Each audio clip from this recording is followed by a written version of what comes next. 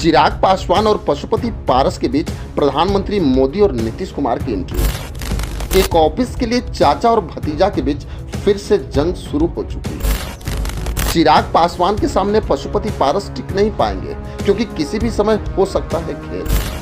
केंद्रीय मंत्री बनने के बाद चिराग पासवान की ख्याति दिन प्रतिदिन आसमान के बुलंदियों को छू रही है, लेकिन इस समय चिराग पासवान और पशुपति पारस फिर से आमने सामने आ गए हैं क्योंकि चिराग पासवान ये बातें बार बार मंच से बोलते रहे हैं कि वो अपने पिता रामविलास पासवान के सपने को साकार कर रहे हैं, जिसका नमूना इसमें चिराग पासवान बिहार की राजनीति में दिखा भी रहे हैं क्योंकि जिस पार्टी को पूर्व केंद्रीय मंत्री रामविलास पासवान ने अपने खून पसीनों से सजाया था, वो पार्टी और पावर चिराग पासवान ने हासिल कर लिया है। वहीं मैं आपको बता दूं कि रामविलास पासवान के बनाई गई पार्टी को उनके भाई पशुपति पारस ने तोड़ लिया और उनके ऑफिस पे जबरदस्ती कब्जा कर लिया था और पूर्व केंद्रीय मंत्री रामविलास पासवान के बेटे केंद्रीय मंत्री चिराग पासवान को उनकी पार्टी से बाहर भी कर दिया था।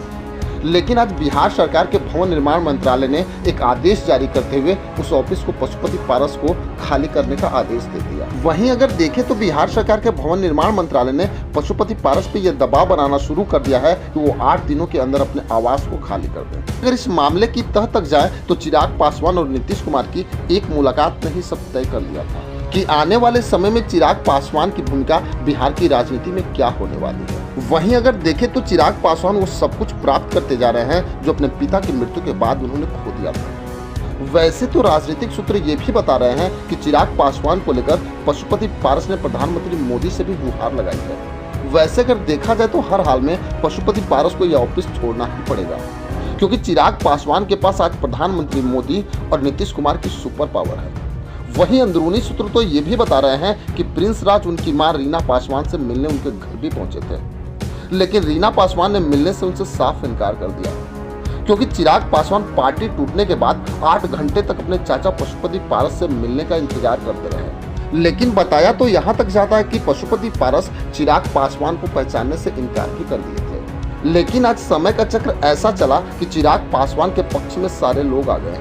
क्योंकि जिस तरह से चिराग पासवान ने राजनीतिक घेराबंदी की है उसमें फिलहाल प्रिंस राज और पशुपति पारस फंसते नजर आ रहे हैं क्योंकि इतना तो तय है कि उनका राजनीतिक करियर इस समय चिराग पासवान के हाथों में है क्योंकि जिस तरह लगातार चिराग पासवान बिहार में दौरा कर रहे हैं उस हालात में नीतीश कुमार कभी उनके खिलाफ नहीं जा सकते क्योंकि नीतीश कुमार भी जानते हैं कि चिराग पासवान के सहारे ही बिहार की राजनीतिक सत्ता तक पहुंचा जा सकता है